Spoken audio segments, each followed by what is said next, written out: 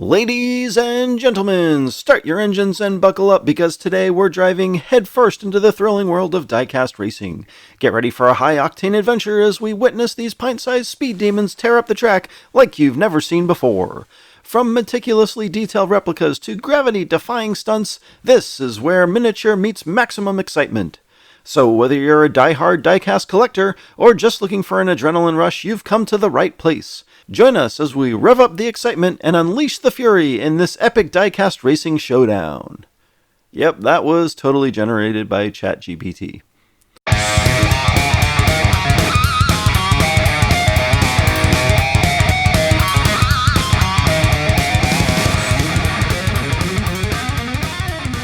Welcome back to Indiana Diecast Racing and the continuing action of the Final Fantasy Fracas.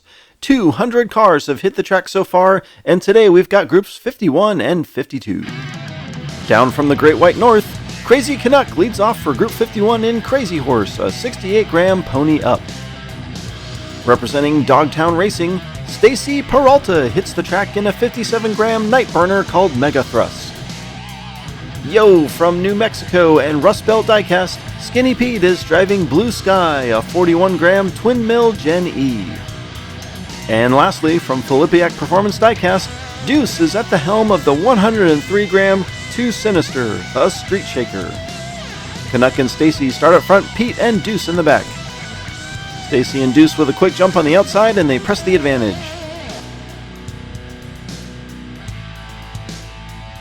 Ooh, somehow Deuce collides with an X-Wing and disappears from the track. Crazy Canuck closes on Stacy and gives her a bump, but lap 1 is Stacy Peralta, Crazy Canuck, and Skinny Pete. There's Deuce up in Echo Base. We'll go to replay to check out what happened.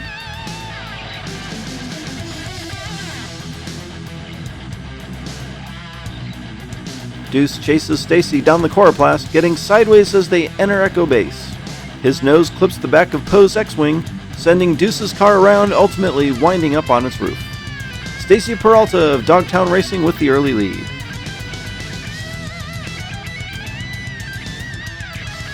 Skinny Pete assumes the pole with Crazy Canuck on the outside.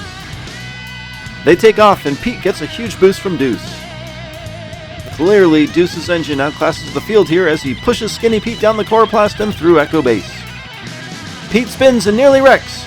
Now he does wreck in the C-47 turn, and he gets hit by Crazy Canuck as Deuce coasts to an easy win, and it's gonna be a triple DNF as Canuck spins out and there's no sign of Stacy. There's Pete, and oh wait, Stacy is on her roof in front of the Numbskull Racing sign.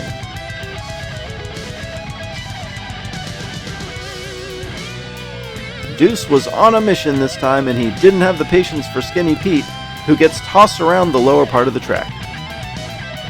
And that evens things up a bit as Deuce recovers from his first lap DNF to pull into a tie for the lead with Stacy Peralta. Lap 3 finally sees Deuce move up front with Skinny Pete outside and Stacy and Canuck in the back. Deuce quickly flies ahead, Stacy outpacing the outside lane as well. Deuce wrecks in the S's and Stacy assumes the lead. And now Stacy is rolled!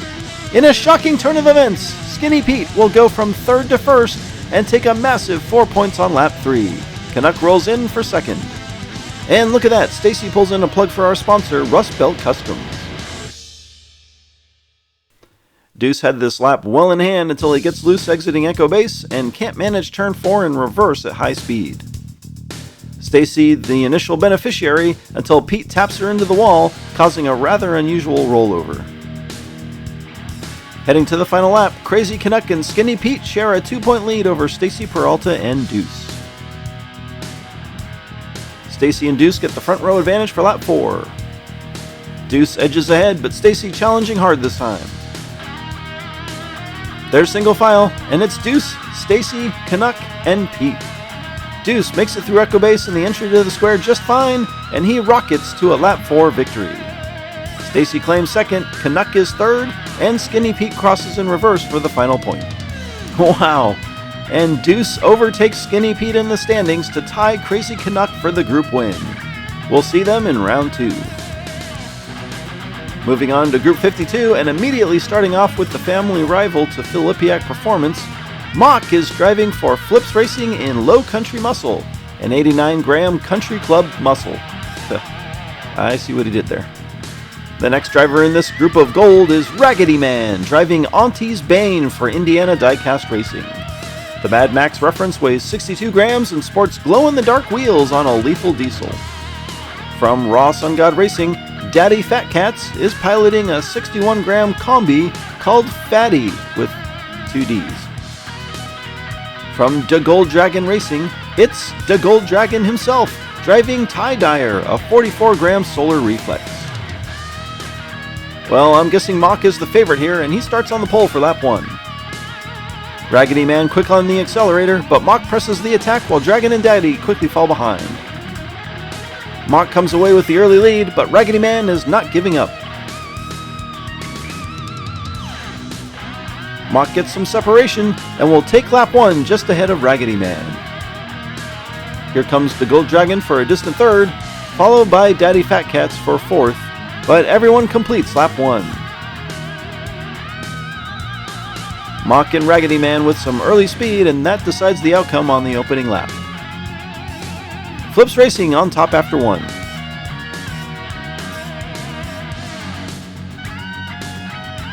Rotating around puts Daddy on the pole with Mock on the outside. Wow, the outside lane takes off like a rocket, and we're more or less back to where we left off. Raggedy Man chases Mock down the straight and dives inside, making the pass, an echo base, and wrecking Mock at the same time.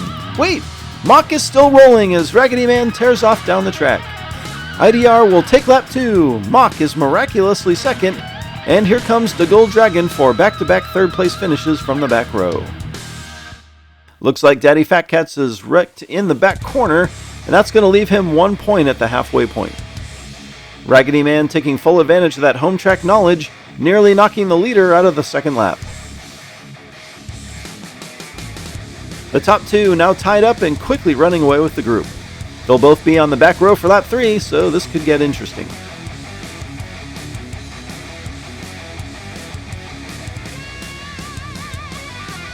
The Gold Dragon leads on the inside lane, pushed by Raggedy Man.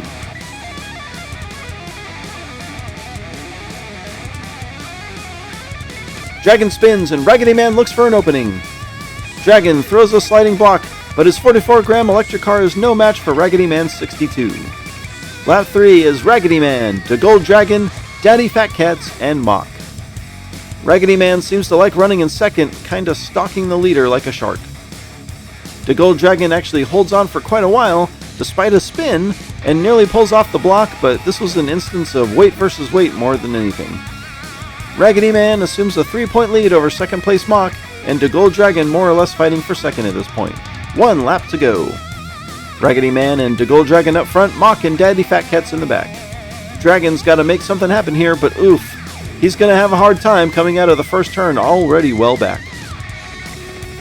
A change of pace this time as Mock chases Raggedy Man. There's Dragon and Daddy. Raggedy Man rolls to another win, and Mock will secure his spot in round 2 with a second place finish. Dragon takes a distant third, and Daddy Fat Cats is off track again in the second to last turn. Thanks again to Arlo for that Arlo-themed IDR sign. Raggedy Man of IDR nearly puts up a perfect score and takes the group. Flips Racing puts Mock through to round 2 as well. I think by the time round 1 is finished, we're probably going to have 2 standing screens, or no one's going to be able to read the driver names.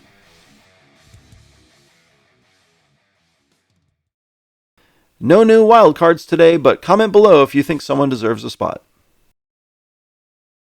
Congratulations to Raggedy Man, Mock, Crazy Canuck, and Deuce. This has been Jim D for Indiana Diecast Racing. Be sure to check in next time for more slightly above mediocre diecast racing and the continuing round 1 action of the Final Fantasy Fracas.